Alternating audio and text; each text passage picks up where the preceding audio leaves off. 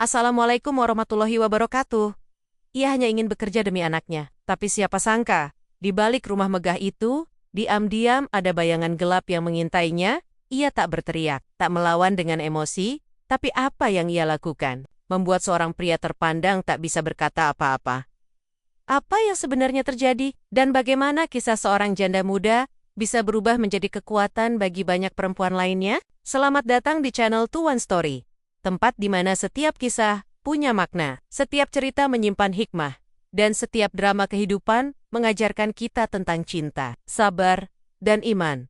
Di sini, kita akan menyelami kisah-kisah yang mungkin sederhana, tapi syarat pesan dan pelajaran hidup. Sebelum lanjut, mari kita ramaikan kolom komentar dengan sholawat kepada Nabi Muhammad Shallallahu Alaihi Wasallam. Semoga setiap sholawat yang kita kirim jadi cahaya dalam hidup kita. Amin ya Robbal Alamin. Ranti masih muda. Usianya baru 24 tahun. Kulitnya putih bersih, matanya jernih seperti air sungai di kampungnya. Bibirnya selalu tampak tersenyum, walau hatinya sering menyimpan pilu. Ia adalah seorang janda. Suaminya meninggal 2 tahun lalu karena sakit, saat anak mereka baru berusia 4 bulan. Sejak itu, Ranti harus menjadi ibu dan ayah sekaligus. Hidup di kampung tak mudah bagi seorang perempuan tanpa pasangan. Banyak yang memandang rendah, ada juga yang mencoba mendekatinya dengan niat buruk, tapi Ranti tetap kuat. Ia tahu, anaknya adalah satu-satunya alasan untuk tetap berdiri.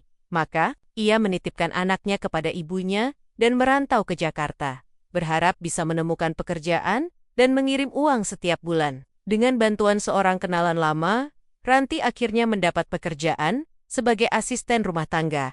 Rumah itu besar, milik seorang pria parubaya bernama Pak Haris. Ia tinggal bersama ibunya yang sudah sangat tua dan membutuhkan perawatan khusus. Ranti bersyukur, gaji yang dijanjikan cukup besar, bahkan lebih tinggi dari pekerjaan sebelumnya. Ia juga diberi kamar sendiri di lantai atas, lengkap dengan kipas, angin dan lemari kecil. Hari-hari awal berjalan tenang, Ranti bekerja dengan penuh semangat. Ia bangun jam 5 pagi, menyiapkan sarapan, mengepel lantai, mencuci baju, dan membantu memandikan ibu Pak Haris yang sudah tak bisa berdiri sendiri. Ia melakukan semua itu tanpa mengeluh. Meski tubuhnya lelah, ia selalu tersenyum, terutama saat menerima telepon dari ibunya yang menceritakan perkembangan anaknya di kampung. Pak Haris awalnya tampak baik. Ia jarang berbicara panjang, hanya sesekali meminta bantuan kecil, seperti membawakan teh atau menyiapkan baju. Tapi Ranti mulai menyadari sesuatu yang membuat hatinya tak nyaman. Tatapan Pak Haris padanya perlahan berubah, bukan lagi seperti atasan kepada pembantunya, tapi seperti seseorang yang sedang menilai lebih dari sekadar kerjaan. Awalnya, Ranti mencoba tidak berpikir buruk, mungkin hanya perasaannya saja, tapi semakin hari, Pak Haris mulai memberikan pujian-pujian yang membuat Ranti bingung harus tersenyum. Atau tidak Ranti, kamu itu cantik ya, kulitmu bersih sekali, jarang loh yang kayak kamu sekarang, katanya suatu pagi saat Ranti sedang menuangkan teh. Ranti hanya menjawab dengan anggukan kecil. Ia mencoba tersenyum sopan, lalu buru-buru kembali ke dapur. Ia tidak mau membuat masalah. Lagi pula, ia butuh pekerjaan ini. Ia takut jika terlalu menunjukkan keberatan, ia bisa dipecat. Dan itu artinya, anaknya di kampung akan kesulitan makan. Namun, hatinya mulai tak tenang. Ada rasa cemas setiap kali mendengar langkah kaki Pak Haris mendekat. Ia mulai lebih sering menghindar, memilih berada di dekat ibu Pak Haris atau di dapur sepanjang hari. Sampai suatu malam, Ranti dipanggil ke ruang kerja. Jam sudah menunjukkan pukul 8 malam, ibu Pak Haris sudah tidur. Ranti kira Pak Haris ingin minta dibikinkan teh seperti biasa. Jadi ia menuruni tangga dengan langkah ringan, meski mata sudah mengantuk. Namun, saat ia masuk, suasana terasa aneh. Lampu ruang kerja redup, dan Pak Haris berdiri terlalu dekat dari pintu. "Nanti bikin teh ya?" katanya sambil tersenyum. Ranti mengangguk dan berbalik. Namun, tiba-tiba, ia merasakan tangan Pak Haris menyentuh bahunya, lembut, tapi membuat bulu kuduknya berdiri. Ia terdiam beberapa detik, lalu dengan pelan berkata, "Saya ke dapur dulu ya Pak." Pak Haris tidak menjawab, tapi sentuhan itu cukup membuat Ranti berpikir sepanjang malam. Ia tidak bisa tidur, kepalanya penuh tanda tanya. Apakah itu hanya kebetulan? Ataukah memang Pak Haris mulai melangkah terlalu jauh? Ia tidak punya siapa-siapa di kota ini. Jika ia bicara dan tidak dipercaya, Bisa-bisa ia kehilangan tempat tinggal. Namun satu hal yang ia tahu pasti, hatinya mulai merasa tak aman. Sejak malam itu, Ranti merasa ada jarak baru yang muncul di rumah itu, bukan jarak fisik, tapi jarak perasaan. Ia tetap menjalankan pekerjaannya seperti biasa. Tapi kini, setiap langkahnya terasa hati-hati. Ia selalu memastikan tidak sendirian di ruangan bersama Pak Haris. Jika Pak Haris sedang di ruang kerja, Ranti memilih membersihkan dapur atau membantu ibu tua di kamar atas, namun seperti bayangan yang tak bisa dihindari. Gangguan halus itu mulai muncul lagi. Pak Haris kerap berdiri terlalu dekat ketika berbicara. Kadang saat Ranti sedang mengelap meja, ia sengaja lewat di belakangnya dengan jarak yang sangat sempit, membuat Ranti harus menahan napas dan menunduk. Suatu hari, saat Ranti menyajikan makanan, ia memuji masakan itu dengan cara yang berbeda. "Kamu pinter banget ya masaknya, istriku. Dulu aja nggak bisa masak seenak ini, tapi kamu kan lebih dari sekadar pembantu ya, Ron." Kalimat itu membuat Ranti gugup. Ia pura-pura tidak mendengar, dan segera kembali ke dapur. Hatinya berdebar, bukan karena senang, tapi karena cemas. Ia tidak tahu bagaimana harus menyikapi semuanya. Apakah harus bicara? Apakah harus pergi? Tapi kemana? Ranti bukan orang yang mudah menyerah. Ia sudah melewati masa-masa sulit sebagai janda muda. Sudah terbiasa dipandang sebelah mata. Tapi kali ini berbeda.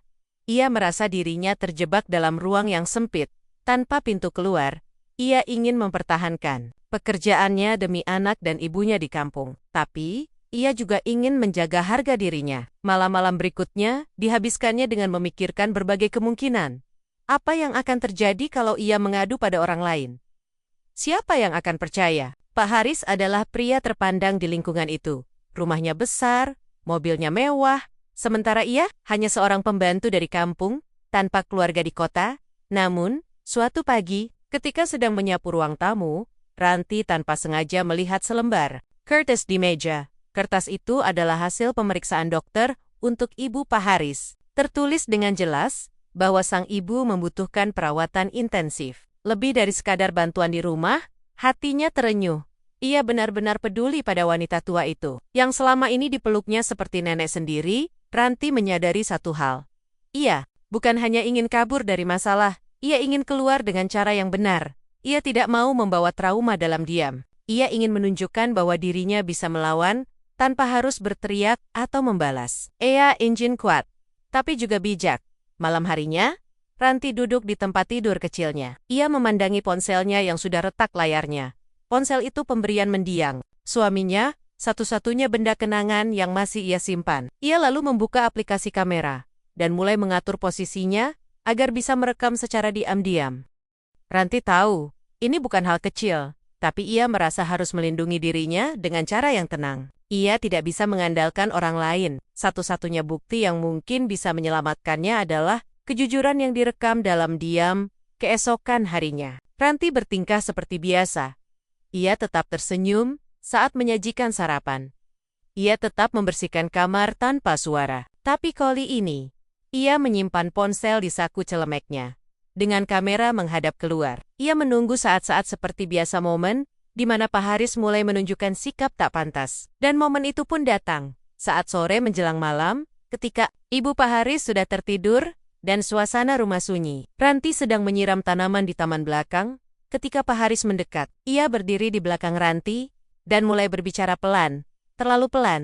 "Kamu tahu, Ron, rumah ini sepi aco gusiring. Merasa kesepian, kadang butuh seseorang untuk bikin hangat." Ranti diam. Ia tak menanggapi.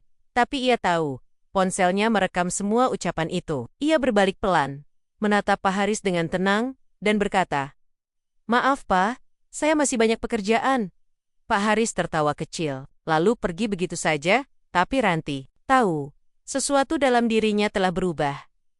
Ia tak lagi merasa takut. Ia mulai merasa kuat, karena kini ia punya pegangan. Ia tak lagi sendirian. Ranti duduk di atas ranjang kecilnya malam itu. Kamar yang biasanya menjadi tempat istirahat, kini terasa seperti ruang pengambilan keputusan. Ia memegang ponsel yang sudah penuh dengan rekaman beberapa kejadian selama beberapa hari terakhir. Suara-suara Pak Haris yang samar, ucapan yang tak pantas, dan cara bicara yang membuat hatinya gelisah, semuanya terekam jelas. Hatinya masih ragu. Ia bertanya dalam hati, apa yang harus aku lakukan dengan semua ini? Tapi setiap kali memandangi foto anaknya yang terpajang di layar ponsel, rasa ragu itu perlahan menghilang. Ia tahu, anaknya tak butuh ibu yang hanya bertahan, tetapi ibu yang berani melindungi diri. Besok paginya, saat suasana rumah sedang tenang, Ranti masuk ke dapur untuk membuat teh seperti biasa, tapi kali ini, ia melangkah dengan niat berbeda. Di dalam sakunya, ia menggenggam ponsel yang menyimpan bukti. Ia menyiapkan 2 gelas teh, 1 untuk Pak Haris dan 1 untuk dirinya. Saat ia mengantar teh ke ruang kerja, Pak Haris sedang duduk membaca koran. Ia melirik Ranti lalu tersenyum. Pagi-pagi udah rajin aja, Ron. Ranti meletakkan teh di atas meja, lalu berdiri diam sebentar. Napasnya ditahan. Lalu ia berkata pelan tapi tegas. Pak, saya mau bicara sebentar saja. Pak Haris menurunkan koran. Wajahnya tampak kaget, tapi masih berusaha tenang. Ada apa? Kok serius amat? Ranti mengeluarkan ponsel dari saku celemeknya dan meletakkannya di meja. Ia menatap mata Pak Haris, berusaha menahan getaran suaranya. Semua yang Bapak lakukan beberapa hari ini, saya rekam, termasuk ucapan-ucapan yang Bapak sampaikan ke saya. Pak Haris terdiam. Wajahnya berubah, tak lagi santai. Tangannya mengepal kecil, tapi tak berkata sepatah pun. Saya nggak mau ribut, Pak. Tapi saya juga punya hak untuk merasa aman. Saya perempuan, saya kerja di sini niatnya baik. Saya cuma cari uang halal buat anak saya. Suasana ruang kerja hening. Ranti tahu, ini saatnya memberi batas yang jelas. Bapak nggak perlu khawatir, saya nggak akan sebar videonya. Tapi saya minta satu hal. Saya mau keluar dari rumah ini dengan baik-baik. Tolong bayar gaji saya sesuai kesepakatan. Dan setelah ini, jangan ganggu saya lagi. Pak Haris menarik napas panjang. Ia menunduk sebentar, lalu berkata pelan, ambil gajimu, malam ini juga, kalau mau pergi, silakan. Ranti mengangguk. Ia mengambil amplop berisi gajinya, dan masuk ke kamar untuk membereskan barang. Isinya tak banyak, hanya beberapa potong baju, buku doa, foto anaknya, dan ponsel tuanya. Tapi kali ini, ia merasa membawa lebih dari itu. Keberanian. Malam itu, ia keluar dari rumah besar itu dengan langkah mantap. Angin malam berembus lembut, seolah mengusap pundaknya yang lelah. Ranti naik angkot menuju rumah seorang teman lamanya, Sari, yang bekerja sebagai penjahit di sebuah gang kecil di daerah Cipete. Sari sudah seperti saudara sendiri baginya. Mereka pernah tinggal sekontrakan. Saat awal merantau, saat tiba, Sari menyambutnya dengan pelukan hangat. Ron, kamu kurusan, capek banget kelihatannya, katanya sambil membawakan segelas air hangat. Ranti tersenyum kecil lalu menjawab. Banyak yang harus diceritain, Sar. Tapi sekarang aku cuma mau istirahat dulu. Badan aku rasanya lepas semua beberapa hari. Kemudian, setelah pikirannya lebih tenang, Ranti mulai memikirkan masa depannya. Ia tak ingin kembali menjadi pembantu rumah tangga. Bukan karena malu, tapi karena ia ingin membangun hidup baru yang lebih mandiri dan aman. Ia mulai membuat rencana kecil. Ia bisa memasak, ia juga pandai membuat kue. Di kampung dulu, ia sering membantu ibunya berjualan gorengan dan kue basah. Mungkin itu bisa jadi awal baru. Sari pun mendukung penuh. Mereka sepakat menyewa sebuah kios kecil di dekat rumah kontrakan. Dalam 2 minggu, warung kecil itu mulai beroperasi. Ranti menjual gorengan, risol, donat, dan kue bolu mini. Pelanggannya mulai berdatangan dari ibu-ibu komplek, tukang ojek, sampai anak-anak sekolah. Semuanya suka pada kue buatan Ranti, rasanya enak dan harganya bersahabat. Hari-hari Ranti kini tak lagi dibayang-bayangi rasa takut. Setiap pagi ia bangun dengan semangat baru. Ia membuka warung dengan senyuman, menyambut pelanggan dengan ramah, dan setiap malam, sebelum tidur, ia selalu menelepon anaknya di kampung. Suaranya kini lebih ceria, lebih penuh harapan. Ia tak lagi merasa kecil, karena kini, ia tahu, keberanian bukan tentang membalas, tapi tentang memilih jalan yang benar. Walau sulit, warung kecil milik Ranti perlahan mulai dikenal warga sekitar. Meski hanya berdiri di sudut gang sempit, rasa kue dan gorengan buatannya menyimpan kehangatan yang tak biasa. Setiap pagi, aroma pisang goreng dan donat gula memenuhi udara, membuat siapapun yang melintas menoleh. Sari, sahabat sekaligus rekan usahanya, ikut membantu menjaga warung saat Ranti harus belanja bahan ke pasar. Ranti tak menyangka, dari dapur sempit itu, ia bisa menemukan kekuatan baru. Ia bukan lagi perempuan yang takut berbicara, bukan juga perempuan yang hanya menunggu uluran tangan orang lain. Kini, ia adalah ibu yang berdiri di atas kaki sendiri, bekerja demi masa depan anaknya, dan menjaga harga diri yang hampir saja direnggut. Dalam waktu 1 bulan, pelanggan warungnya makin ramai. Bahkan beberapa warga menyarankan agar ia membuka layanan pesanan untuk acara kecil seperti arisan dan syukuran. Ranti menyambut ide itu dengan semangat. Ia mulai mencatat pesanan di buku kecil, menyesuaikan bahan, dan bahkan belajar membuat kue yang lebih modern melalui video daring. Namun, perubahan paling besar bukan hanya terjadi pada warungnya, tapi juga pada dirinya. Ia mulai menulis di media sosial, menceritakan pengalamannya secara anonim. Ia tidak menyebut nama, tidak menyebar aib siapapun, hanya menceritakan perasaannya. Bagaimana rasanya menjadi perempuan sendiri di kota besar? Bagaimana rasanya takut di tempat kerja? Dan bagaimana akhirnya ia memberanikan diri untuk keluar dari situasi itu? Tak disangka, tulisan-tulisan itu mulai menarik perhatian. Beberapa akun komunitas perempuan membagikan ceritanya. Pasien-pisen pun berdatangan dari perempuan lain, ada yang merasa senasib, ada yang hanya ingin memberi dukungan, dan tak sedikit pula yang merasa terinspirasi. Salah satu pesan yang paling menyentuh hati Ranti datang dari seorang ibu muda di Semarang. "Mbak, saya baca cerita Mbak. Saya juga pernah merasa takut di tempat kerja, tapi saya nggak berani ngomong. Cerita Mbak bikin saya kuat. Terima kasih udah berbagi." Ranti membaca pesan itu berkali-kali. Air matanya menetes tanpa suara. Ia tak pernah menyangka keputusannya untuk bertahan dan bangkit bisa memberikan arti untuk orang lain. Ia tidak hanya menyelamatkan dirinya, tapi secara tak langsung juga menguatkan hati banyak perempuan yang sedang berjuang. Di tengah semua itu, Ranti tetap tidak melupakan tujuan utamanya, anaknya. Setiap sore, setelah warung tutup, ia menyempatkan diri menelepon kampung. Suara kecil dari ujung telepon selalu jadi penghapus lelah. "Ibu kapan pulang?" tanya si kecil dengan polos. Ranti menjawab dengan senyum yang penuh harapan. "Sebentar lagi ya nak, kalau usaha ibu lancar, ibu pulang bawa hadiah." Ia pun mulai menabung sedikit demi sedikit. Keinginannya sederhana, bisa menjemput anaknya dan membawanya tinggal bersama.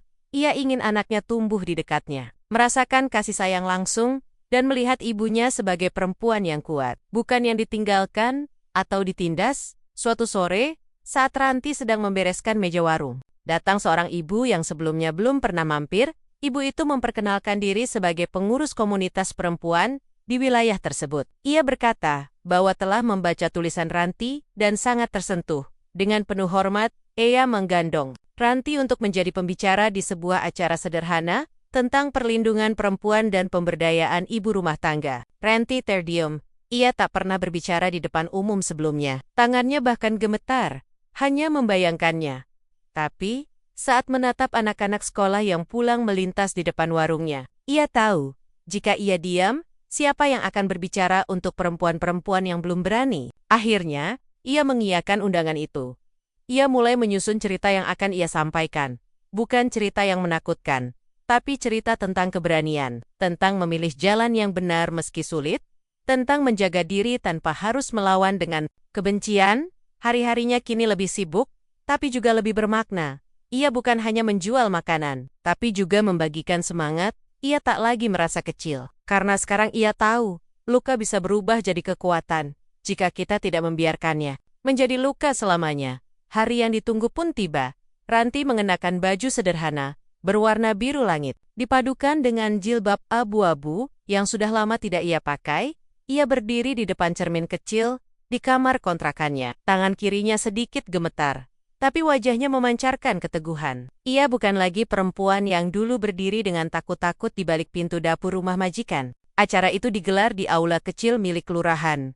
Tidak mewah, tapi suasananya hangat dan penuh semangat. Para ibu, remaja putri, dan beberapa tokoh masyarakat hadir, duduk di kursi plastik berderet, menyimak dengan penuh perhatian ketika namanya dipanggil.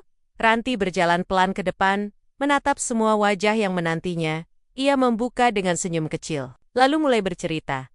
Bukan dengan suara keras, tapi dengan tutur lembut yang menyentuh hati. "Saya bukan siapa-siapa, hanya seorang janda muda dari kampung, yang datang ke kota karena ingin menghidupi anak saya. Saya pernah merasa sangat kecil, sangat takut. Tapi hari ini saya berdiri di sini bukan karena saya kuat, tapi karena saya memilih untuk tidak diam." Setiap kata yang keluar dari mulut Ranti terasa jujur dan tulus. Ia tak menyebut nama siapapun. ia tak menyalahkan siapapun. Ia hanya menceritakan kisahnya tentang kerja keras, tentang keberanian menolak perlakuan tak pantas, dan tentang bagaimana ia perlahan bangkit melalui usaha kecilnya. Beberapa hadirin tampak menunduk, menahan haru, ada yang menyeka air mata. Suasana begitu hening. Hingga detak jam dinding terdengar jelas, saya percaya, lanjut Ranti, bahwa setiap perempuan punya hak untuk merasa aman, dihargai, dan bahagia. Kita bukan orang lemah hanya karena kita menangis. Justru, air mata seringkali menjadi awal dari keberanian. Ketika ia mengakhiri cerita, tepuk tangan pun bergema. Tidak riuh, tapi penuh makna. Beberapa orang menghampirinya. Setelah acara, mengucapkan terima kasih, dan menyampaikan bahwa kisahnya membuka mata mereka tentang pentingnya keberanian bersuara. Hari itu, Ranti pulang ke rumah kontrakannya dengan hati hangat. Ia merasa telah melakukan sesuatu yang lebih besar. Dari dirinya sendiri, ia telah memecah sunyi yang selama ini mengikat banyak perempuan dalam diam. Kini, ia bukan hanya pedagang kue, tapi juga suara kecil yang mulai menggema di hati orang lain. Beberapa minggu kemudian, ada perubahan besar dalam hidupnya. Salah satu lembaga sosial yang hadir di acara itu menawarkan bantuan modal usaha untuk mengembangkan warungnya. Mereka juga membantu membuat izin usaha kecil dan mempromosikan jualan Ranti melalui media daring. Tak lama, ia mulai menerima pesanan dalam jumlah besar. Bahkan dari luar kota, uang tabungannya kini bertambah. Ranti memutuskan untuk menjemput anaknya. Saat berdiri di depan rumah ibunya di kampung, pelukan pertama dari anaknya terasa seperti pelukan dari masa depan yang baru. Anak itu kini tumbuh sehat dan ceria. Ketika ia berkata, "Ibu, aku ikut ya ke Jakarta." Ranti tersenyum dengan mata berkaca-kaca. "Kita mulai hidup baru." "Nak," ucapnya pelan. Kembali ke Jakarta, Ranti menyewa rumah kecil di dekat warungnya. Ia menyusun rak buku kecil di sudut ruang tamu dan menggantung tulisan tangan anaknya di dinding. "Terima kasih Ibu, sudah berani." Tulisan sederhana itu menjadi pengingat bahwa perjuangannya tidak sia-sia. Kini, setiap pagi Ranti mengantar anaknya ke sekolah sebelum membuka warung. Ia disapa ramah oleh tetangga, dihormati oleh pelanggannya, dan dikenal sebagai ibu yang gigih dan baik hati. Beberapa remaja putri di lingkungan itu sering mampir untuk sekadar belajar membuat kue atau mendengar cerita perjuangannya. Di dirinya, tak ada lagi rasa takut. Ia tahu hidup akan terus membawa tantangan, tapi ia sudah tahu cara menghadapinya. Dengan hati yang kuat, kepala tegak, dan langkah yang jujur, Ranti menatap langit sore dari teras warungnya. Angin berembus pelan, membawa aroma kue yang baru matang. Ia tersenyum sambil membelai kepala anaknya yang tertidur di pangkuan. Dalam diam, ia berdoa, "Terima kasih, Tuhan, untuk luka yang dulu menyakitkan, tapi kini telah menjadi alasan untuk bangkit." Karena bagi Ranti, keberanian sejati bukan tentang membalas, tapi tentang memilih untuk tetap berdiri, bahkan ketika dunia mencoba menjatuhkan. Terima kasih sudah menyimak kisah hari ini di channel Tuan Story. Semoga cerita ini bisa menjadi pelajaran dan pengingat untuk kita semua. Kalau kamu merasa terinspirasi atau tersentuh, jangan lupa untuk like, subscribe, dan nyalakan lonceng notifikasinya, agar kamu nggak ketinggalan kisah-kisah penuh hikmah berikutnya. Wassalamualaikum warahmatullahi wabarakatuh.